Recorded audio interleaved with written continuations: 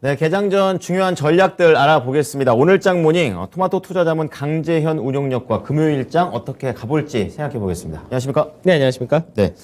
자, 우선은 금요일 날 이제 체크 포인트 좀 체크를 해볼 텐데 어떤 부분 볼까요? 네, 이제 미증 시가 바로 이제 전날까지 네. 이틀 연속 하락을 했다 보니까 국내 증시도 하락을 너무나 쉽게 하는 모습을 보여줬었는데 사실 이제 상승했던 거에 비하면은 사실 국내 증시 상승폭 자체가 없었지만 네. 이제 수급적인 부분이 사실 가장 문제다라고 우리나라는? 봐야 되죠. 예. 그래서 이제 미증시 같은 경우는 사실 어떻게 보면은 이제 조정장 자체는 완전히 벗어났다라고 말씀드렸는데 그리고 나서 이제 시장에서 조정이라는 부분은 상승했던 부분에 따른 어느 정도 당연한 그런 흐름이다로 볼 수 있는 부분이다. 네, 네. 이걸 이제 좀 더 세분화해서 한번 보도록 하고 예. 그다음에 이제 쌍용차 인수권 이거 시장에서 사실 수급적인 부분에서는 사실 굉장히 안 좋은 케이스입니다. 이번 주에 계속 얘기 계속 나왔죠? 나오죠. 예. 그래서 이 앞전에는 뭐 쌍방울 그룹까지도 뭐 진출한다 했다 그쪽도 한번 급등을 하고 맞아요. 그리고 이제 KG 그룹이 진출한다라고 하면서 이제 KG 관련된 그룹주들이 전체적으로 올라왔는데 그러니까 이제 금감원에서 여기에 관련돼서 이제 조사를 하겠다 뭐 이렇게도 얘기가 나오긴 했는데 그쵸. 좀 많이 늦긴 했죠 사실은. 예, 예. 근데 이제 이런 부분이 수급적인 부분에서는 사실 안 좋은 거죠.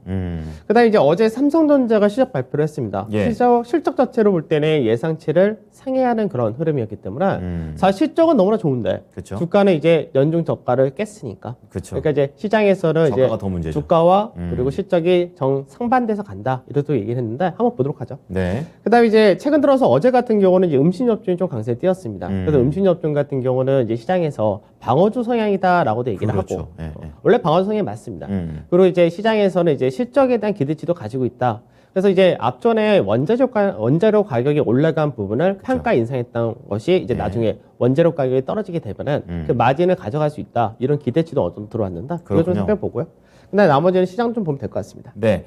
자, 그럼 국내 증시가 약간 좀 헤매고 있는 가운데 미국 증시는 상승했고 또 살짝 조정받는 그러니까 굉장히 좀 순환적인 모습을 보여주고 있습니다. 나스닥부터 볼게요. 나스닥 종합주가 지수 볼 때, 네. 우선은 이제 왼쪽 화면부터 보죠. 왼쪽이 변동성 지수입니다. 네. 제가 전에 이제 변동성 지수가 28을 깬다 했을 때가 본격적으로 깨지면서 변동성 지수가 굉장히 가파르게 내려왔죠. 20 밑으로 내려갔었네요. 20m 내려오면서 예. 그만큼 주가도 굉장히 가파르게 올라갔었죠. 그렇죠. 예. 그러면 시장에서 변동성 지수가 내려왔다가 사실 20 이하 정도 떨어지면은 이제 떨어지면 떨어진 거죠. 변동성 지수도. 그렇죠, 그렇죠. 그러니까 어떻게 보면은 이제 과매수가 들어왔다라고도 볼 수 있으니까. 네네. 그럼 이제 반등이 나온다 했을 때는 이제 기술적 반등이냐 이 부분인 건데 지금 보게 되면 변동성 지수는 작년 11월 달부터 계속해서 올라왔던 상승 추세를 이탈을 한 거였었죠. 그러네요. 그러니까 이탈 후에는 당연히 되돌림이란 부분이 나오게 되는데 이 되돌림 폭이 24포인트 전후였었고 네. 이 가격대를 이제 오늘과 어제 이틀 동안 저항으로 인식을 하고 결국 변동성 지수는 소폭의 약세 한 21.5 정도에서 마감이 되었다 되죠. 네. 그럼 이제 미증시에서 나스닥 지수 한번 바로 보도록 하죠.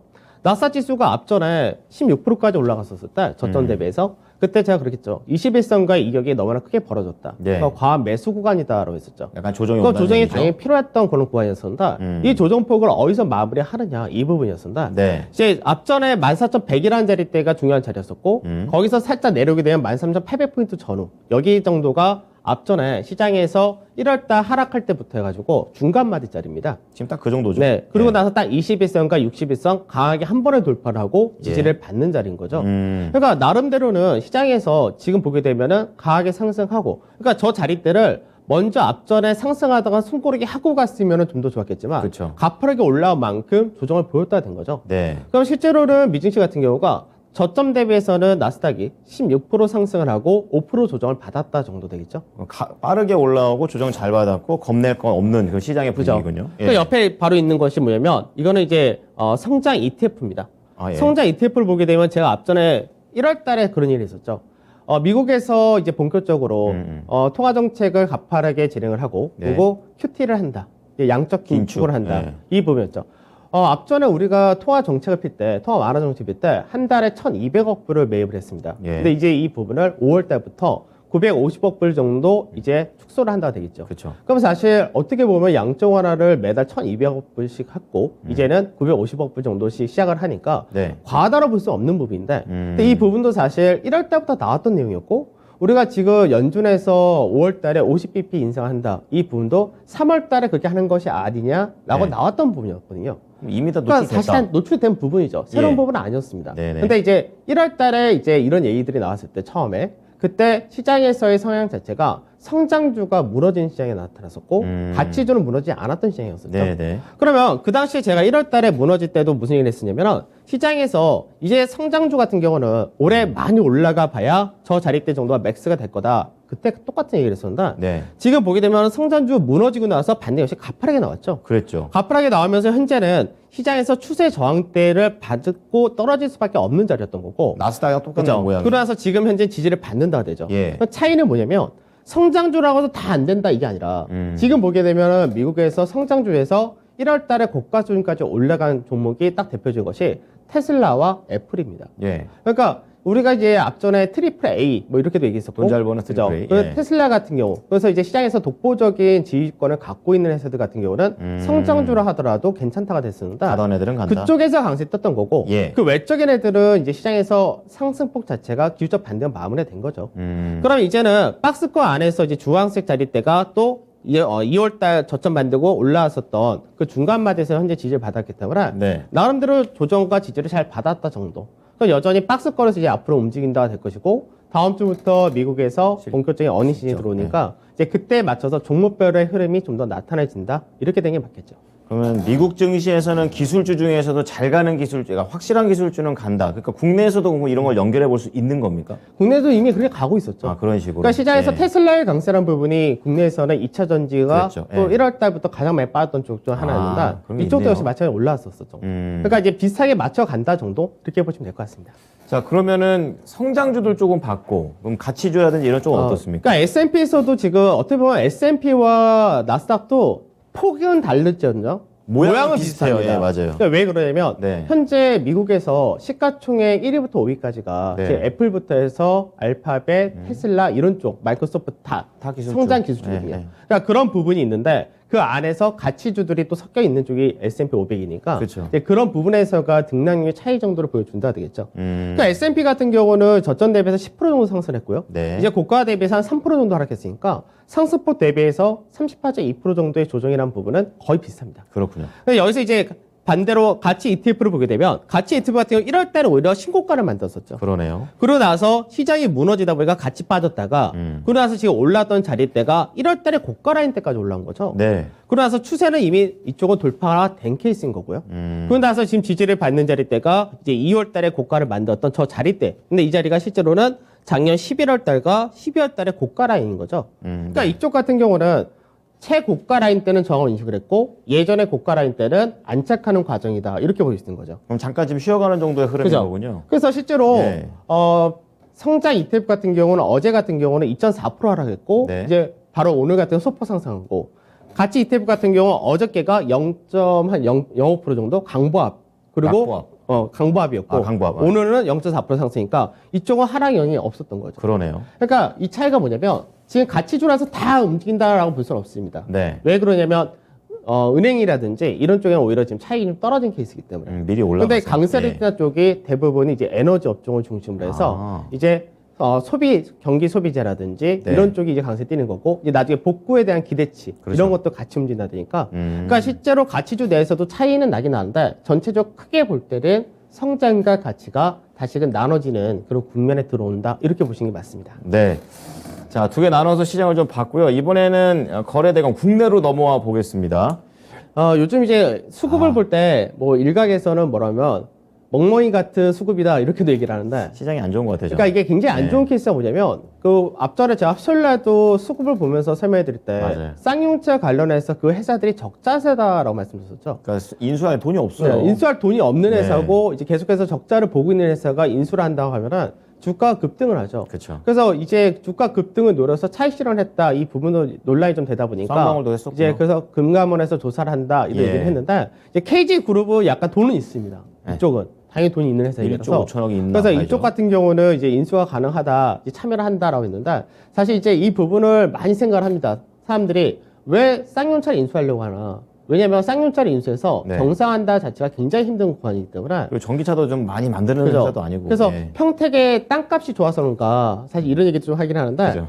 우선은 이제 KG케미칼 같은 경우 어저께 삼성전자 다음으로 거래대금이 많았습니다. 야. 그러니까 거래대금이 7,300억이었으니까 117%. 이것도 한 바퀴 돌았죠. 그러네요. 전체 상장한 주식수 한 바퀴 이상 돌았고 네. 그다음에 KG ETS, KG 동부제철, 이니시스, 모빌리언스까지. 다 움직였어요. 근데 이들 같은 경우 어저께 거래대금이 이들 기업이 2조 3천억 정도 거래대금이었는데 어제 거래소와 코스닥 양시장 합친 거래대금이 20조 정도였으니까 전체 시장에서 10분의 1 정도 차지해버린 거죠. 그냥 쌍용차만 건드렸다면 저렇게 다 올라가네요. 그죠? 요즘 그게 사실 어떻게 보면 시장에서 안 좋은 거죠. 그렇죠. 그러니까 질이 안 좋으니까 네. 그게 나타난다. 그 외적으로도 이제 거래대금이 많았던 것이 일동제약과 그리고 한신기계. 사실 이들 같은 경우는 테마주 이렇게 된다.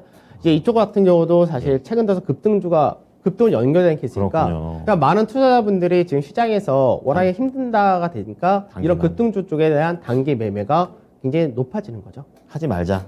이 얘기를 말씀하시고 싶은 거죠. 사실 이게 이번에 시장에서 어제와 그제 하락하면서 우리가 확인할 수 있던 게 있었던 거죠. 예. 지수가 국내 증시가 2770짜리 전후에 박스권을 넘어가기 위해서는 절대 이렇게 가서는 안 된다는 거 한번 다시 보여준 거죠.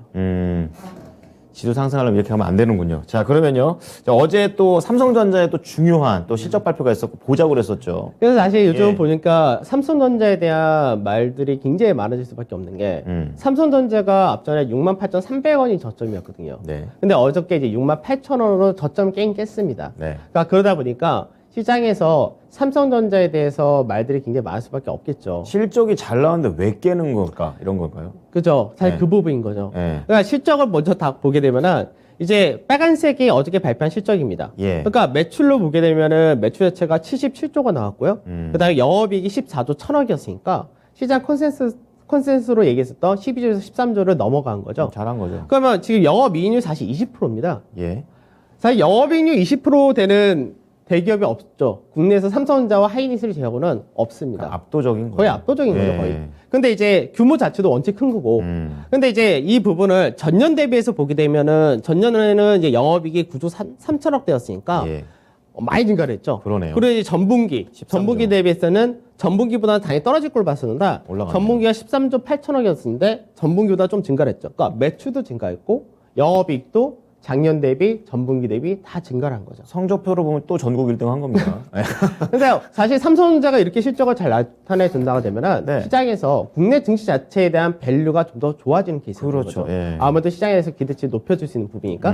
근데 이제 주가 자체는 그렇게 못했다가 된 부분이 가장 문제가 수급인 거죠. 안 들어오죠. 그러니까 수급 자체가 지금 외국인들이 너무나 적극적으로 매도를 하고 네. 기관에서도 이쪽을 사봐야 시간이 오래 걸린다 또는 이제 올라간 때의 기대 수익률이 작다 이런 부분에서가 이제 접근을 안 하는 케이스인데 각자의 계산이 있네요. 그죠. 근데 삼성전자 전체적인 큰 그림인데 주간사에서 그림이니까 예전에 2016년도부터 18년도까지 이때가 삼성전자가 실제 굉장히 잘 나왔던 시기입니다. 반도체가. 그렇군요. 예, 예. 그래서 사실 이 당시에 2018년도 초에 실적이 가장 잘 났을 때가 삼성전자가 영업이익이 58조까지 나왔었습니다. 58조. 그러니까 올해 같은 건 전망이 62조니까 네. 당연히 이제 그때보다는 높다가 되는 거고 그렇죠. 그 당시에는 주가가 가장 비쌌을 때가 이 액면 분할했었기 때문인데 네. 그때 이제 57,000원대였죠. 그러니까 이제 시장에서 일부 이제 삼성전자에 대해서 굉장히 부정적으로 보신 분들 같은 경우는 네. 삼성전자가 57만원까지, 57,000원까지 떨어질 수 있다. 왜냐면 이때의 고가 라인 때까지 떨어질 수 있다. 이런 논리를 좀 삐시기도 하는데 네. 근데 실적이라든지 뭐 자산 가치 이런 것들 계속 높아졌던 케이스였기 때문에 그렇죠. 또 그렇게까지 볼 필요가 없는 거죠. 음. 그러면 지금 현재는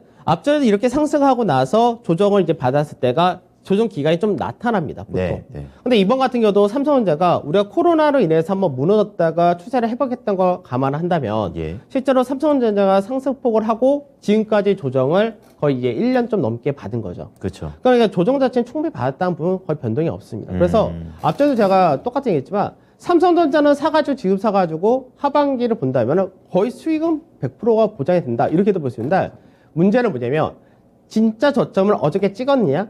아니면 조금 더 남아있느냐? 요 정도 차이가 되겠죠. 근데 그걸 그래서- 따져야 되는 상황인가요? 그거? 그죠. 그래서 네. 이제 그런 부분, 뭐 굳이 그렇게까지 디테일에 따질 네, 필요 없는데. 그러니까요. 근데 이제 삼성전자가 여기서 생각하는 건 뭐냐면 삼성전자가 지수가 1월달, 2월달 우리가 저점 찍고 올라올 때 네. 삼성전자는 1월달, 2월달, 3월달 계속해서 저점을 깼거든요. 그래서 지수가 못 올라간 거죠. 그렇죠. 예. 그러니까 우리가 아무리 이제 선도주다라고 얘기했었던 여러 가지 업종들이 순환이 돌고 움직였다 하더라도 2770을 넘어갔는데 삼성전자가 안 도와준다? 그렇죠. 못 간다는 얘기죠. 네. 그래서 시장에서 삼성전자가 굉장히 중요하다는 부분 다시 한번 체크했다 이렇게 생각하셔야 될 것 같습니다. 네. 자, 삼성전자 어제 실적 발표 난 부분과 관련해서 좀 더 분석을 해봤고요. 자, 다음은 국내 업종별 흐름 체크해 보겠습니다. 뭐 어저께 전체 뭐 10%죠 어저께는. 그래서 의료 이제 빼고는 의료 다 쪽 내려갔네. 빼고는 네. 다 하락을 했는데 네. 그나마 좀 덜 빠졌다 된 쪽이 이제 보험과 음식료 그리고 철강 같은 경우는 아까 KG 동부제철 이 그것 효과였던 때문에 거고, 그렇군요. 예. 그다음에 이제 증권 같은 경우는 뭐 비슷했다 정도. 나머지 전체적으로 다 빠졌다는데 가장 큰 문제는 결국 수급이었던 거죠. 수급. 그래서 어제는 뭐 거래소나 코스닥이나 뭐 대형 중소할 것 없이 다 고르게 빠졌다 된 그런 케이스였습니다. 네. 자, 의류 하나만 살아남았던 어제 국내 증시인데요. 종합지수부터 좀 체크해 보겠습니다. 종합주가 지수가 사실 이 2730에서 70 사이 여기를 굉장히 매물 소화를 잘하던 그런 케이스였죠. 근데 이제 매물 소화를 잘하다가 이 2730이라는 자리대를 갭으로 깨진다가 돼버리니까 예. 어저께 이제 실망 매물이라든지 위에서 이제 투매도 약간 나오는 모습을 보여줬습니다. 네. 이제 가장 문제가 된 것이 이제 2770포인트 전후 저 라인대를 사실 매물 소화는 잘한 케이스입니다. 다만 저기를 넘어가기 위해서는 아까 얘기했었던 삼성전자와 그 수출주가 아마 중심이 돼야 될 겁니다. 그렇군요. 자동차라든지 이런 쪽에서 움직이지 않으면은 결국 넘어가지 못한다는 부분인데 네. 결국은 다시금 전체 큰 박스의 중간에 다시금 왔죠. 그러네요. 그래서 이 중간 마디에서 우선은 2730이라는 레대를 살려주는 게 굉장히 중요한데 이 라인을 살려주는 게 오늘은 좀 쉽지는 않을 것 같고 예. 다음 주 이제 어떻게 살려주느냐 이게 우선순위로 가야 될 것 같고 네. 그거 살려준 다음에 그 다음에 다시금 돌파 시도를 할 거냐 이 부분도 역시 중요하다 정도 될 텐데 네. 수급을 보게 되면은 지금 수급이 계속 파네요. 계속해서 팔죠. 그래서 아, 지금 현재 딱 4월달 들어와서 5거래일이 지났는데 네. 5거래 동안에 외국인들이 1조 4천억을 팔았고요. 네. 그 다음에 기관에서가 2조 1천억을 팔았습니다. 더 팔았네요. 그러니까 실제로 외국인보다 기관의 매도가 더 컸던 케이스죠. 그래서 기관에서는 이 매도가 대부분이 이제 금융 투자를 중심으로 한 매도였었는데 프로그램. 이제 금융 투자에서의 매도가 셌다라는 부분이 예. 결국은 시장에서 악재로 작용을 했다 된 거죠. 그래서 금융 투자에서는 이제 만기 이후로 실제로 매도 물량이 한 5천억 건 정도 나가 있는 상태입니다. 네. 그래서 앞전에 이제 3월 중순 말까지가 이제 3월 말까지가 한 1조 1천억 이상 매수였었는데 이 부분이 최근 들어서 급격하게 나간 거죠. 그럼 이제 금융투자 쪽에서는 다음 주가 우리가 옵션 만기이니까 다음 주 옵션 만기까지 추가적인 매도보다는 오히려 매수로 유입될 가능성도 높아진다가 되기도 합니다. 그럼 지금보다 좀 수급이 조금은 나아질 수 있다 정도. 그렇죠. 그러니까 예. 이제 오늘 만약 외국인이 어제와 그제처럼 예. 매도를 세게만 하지 않는다면은 오늘은 프로그램 매도란 부분에서 좀 완화되는 그런 모습이 나타날 수 있기 때문에 그런 부분이 그나마 수급적인 부분에서는 어제보다 나쁠 것은 없다 정도 이렇게 보시면 되겠죠. 네. 자, 수급의 방향성에 대해서 좀 알아봤고요. 코스닥 체크해 보겠습니다. 코스닥은 나스닥과 비슷하죠. 그러니까 그렇죠. 코스닥이 저점 대비해서 13% 올라왔습니다. 네. 그러니까 나스닥이 16% 올라왔었고 이제 코스닥이 13% 올랐으니까 많이 올라왔었죠. 네. 다만 이제 마찬가지로 박스 거래 딱 중간 자리다라고 말씀드리니까 950포인트 전후라 했었는데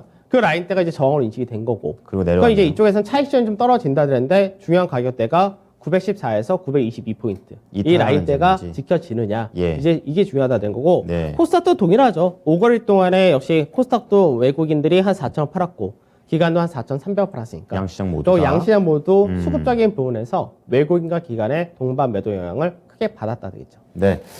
그냥 지수 보고 투자를 할 수가 없습니다. 종목을 잘 봐야 되는데 우선 예스올로 체크해 보겠습니다. 첫 번째 종목입니다. 그렇습니다. 이 불닭볶음면 음식료 업종 방어주 효과가 있나? 이거 저는 지금 잘 팔리고 있다고 하니까 실적 면에서 좋다고 생각하는데 어떻게 보십니까? 우선은 예스입니다. 우선 예스. 예, 좀 자세히 보죠. 그러니까 이제 시장에서 음식료 업종 같은 경우가 앞전에 오히려 시장에서 안 좋았던 이유 중에 하나가 네. 이제 우크라이나 같은 경우가 이제 밀이라든지 이런 거 최대 생산지 중에 하나다. 곡물. 예. 그죠? 그래서 곡물 가격이 크게 올라간다는 부분이 있죠. 예. 그리고 현재는 파종을 아직까지 못 하고 있는 상태라서. 전쟁 났으니 그러니까 3, 4월 달 안에는 파종을 해야 되는데 예. 이게 늦어진다 되니까 올 한 해 이제 곡물 가격이 계속 높을 것이다. 아. 식량 문제 있을 거다. 이런 부분이 있었거든요. 그렇죠. 예. 그러다 보니까 사실 음식료 업종들 라면을 비롯해서 대부분이 작년 말 올해 초에 가격을 인상을 했습니다. 예. 그래서 이 부분은 보통 정권이 이제 임기가 끝날 때쯤 되면은 가격 인상을 원래 보통 하는데 이례적인 그런 부분은 먼저 했었던 거죠. 일반적으로. 예. 그래서 했던 부분이 여기서 원자재, 그러니까 곡물 가격이 또 올라가니까 추가 상승을 그러면은 시켜야 되나? 마진이 안 좋다. 그쵸. 이런 식으로 사실 그동안 눌려 있었던 그런 케이스였는데 음. 이제 라면 같은 경우는 이제 라면이나 음식료 요즘 또 반대 나온 것이 네. 반대로 이제 방어주 성향이 있다. 아. 그리고 또 하나는 우크라이나와 러시아에 대한 전쟁이 이제 마무리가 될 경우 곡물 가격이 하락하게 되면은 그쵸. 가격 인상분에 대한 스프레드가 좋아진다니까 그쵸. 그때는 마진이 좋아질 수 있다. 이런 기대감이 좀 올라간 케이스죠. 근데 이제 실제로 라면 같은 경우는 수출 증가가 좀 많이 됩니다. 네. 그래서 그래요. 이제 농심이라든지 뭐 다른 라면사들도 다 마찬가지인데 완성탕면. 라면 같은 예. 경우는 이제 1분기 동안에 전년 대비해서 한 25% 정도 증가를 했는데 이제 삼양식품 같은 경우는 한 57% 증가를 했습니다. 두 배네요, 거의. 그죠? 그러니까 같은 라면 전체 평균에서 대부분은 삼양식품이 꽤나 많이 증가폭 가져갔다는 얘기인데 라면 내에서도 콘텐츠가 있었다는 네, 얘기죠. 콘텐츠. 이제 불닭볶음면이 워낙에 히트를 쳤으니까. 참 그러면 지금 현재는 실적을 전망을 봤을 때는 올해 실적 전망이 한 830억 정도로 늘어난다. 네. 그러니까 작년이 한 650억 정도였고, 근데 올해는 한 830억 정도로 이익이 정말 된다 되니까 그렇게 될 경우가 지금 현재 주가가 한 10%가 조금 넘어간다 정도? 네. 한 11% 정도 되는 것 같습니다. 그러니까 싸지는 않은데 그래도 아. 이제 같은 라면 업종 내에서 성장세가 이어진다. 이런 타이틀 좀 갖고 있는 거죠. 방어적인 성격도 그죠? 있고요. 그러면 지금 보게 되면 차트적인 부분에서는 이제 10만 7천짜리 전후까지 올라왔는데 네. 요즘 시장의 트렌드 중에 하나가 3주에서 4주 정도 연속 상승하면은 쉽니다. 그래서 지금 아까 앞전에 삼양식품을 보게 되면 작년 하반기에 한번 강하게 올라갔었죠. 그렇죠. 그때가 24% 정도 올라갔었는데 네. 올라가고 나서 조정을 좀 쉬고. 받았고요. 그리고 최근 들어서 4주 동안에 역시 다시 가고. 한 22% 올라왔죠. 아. 그래서 10만 7천짜리가 예전에 2020년도에 상단 자리입니다. 그렇군요. 그러니까 이 자리 때 왔으니까 쉬어야 되겠죠. 논리목 매수하면 될까요? 쉬었다가 나중에 아하. 한 10만 원 미만 그 라인 때 다시 잡으면 되겠죠. 아, 그렇군요. 자, 삼양식품 좀 봤고요. 이번에 오늘장 투자자 바로 들어가 보겠습니다. 지금 수급이 안 좋은 게 가장 문제죠. 그래서 이제 개별주 아까 얘기했었던 이제 쌍용차 관련된 쪽도 좀 완화되느냐가 좀 필요하고, 그다음에 외국인들이 오늘 매도가 어제처럼 이어지느냐가 중요합니다. 그래서 외국인들의 매도가 완화되는 흐름이 나타난다면 네. 오늘 시장에서 프로그램 같은 경우는 크게 나올 수가 없는 구조이기 때문에 오히려 프로그램이 좀 유입이 된다면 지수는 회복이 된다고 보는데, 우선은 2,700짜리 대를 어저께 동시효과까지는 지켜줬는데 예. 요거를 이제 동시효과에서 좀 떨어졌다는 거죠. 그래서 이제 2,700에서 2,710포인트 우선 살려놔야 그 다음에 2,730포인트를 살려놔야 놓고 그 다음에 다시 이제 돌파 시도가 나올 거니까 네. 우선은 오늘 같은 경우는 2,700에서 2,710포인트를 살려주느냐 정도. 그다음에 프로그램 중심의 기간 매도 물량은 이제 거의 제한된다. 많이 나왔기 때문에. 그래서 사실 이 부분은 나중에 시장에서 파생적인 흐름에서는 외국인들 선물 누적 매도가 지금 최대치인데 네. 만기 이후로 이 부분이 추가로 나오지 못한다면은 이 부분이 나중에 돌아갈 때 역시 프로그램 매수 대규모 들어올 수 있다 됩니다. 근데 이 부분은 삼성전자와 연결이 돼 있어서 삼성전자 역시 봐야 되겠죠. 네. 그다음에 시장 자체가 업종별 종목별 차별화가 서서히 더 나타나다는데 지금 종목별 흐름이 더 강해집니다. 예. 실적 시즌에 들어오다 보니까 이제 업종 내에서도 실적이 좀 더 괜찮다라고 하는 쪽이 차별화되는군요. 괜찮은 케이스죠.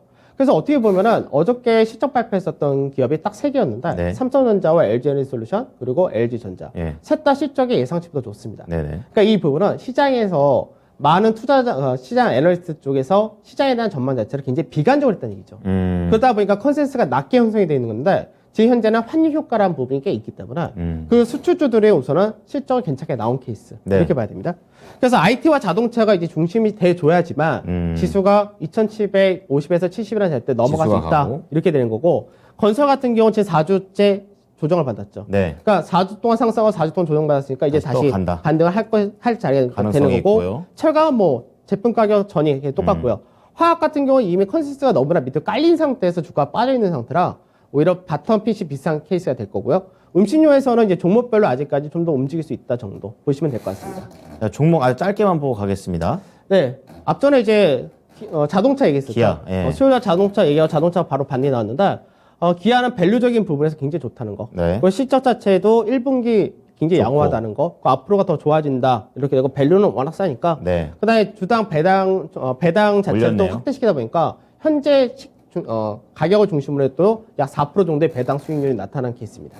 자, 그러면 차트 보면서 가격까지 가겠습니다. 차트로 보면은 이제 하단 자리 살려놓은 거죠. 네. 작년 초부터 고가를 만들었다가 이제 하단 자리 깼던 자리들 살려놨다 되죠. 그러면 저 자리들을 지지받는 자리, 저게 필요하다가 되는 거고, 저 자리대를 이제 지지받을 때가 매수를 들어가면 되는데 그 가격 74,000원에서 75,200원 이 사이가 될 것이고, 손절은 71,000원, 또 목표치는 중간 마디인 88,000원 이렇게 보시면 되겠습니다. 네. 자, 기아 잘 참고하겠습니다. 고맙습니다. 감사합니다. 네, 토마토 투자자문 강재훈 운용과 함께한 오늘장 모닝이었습니다.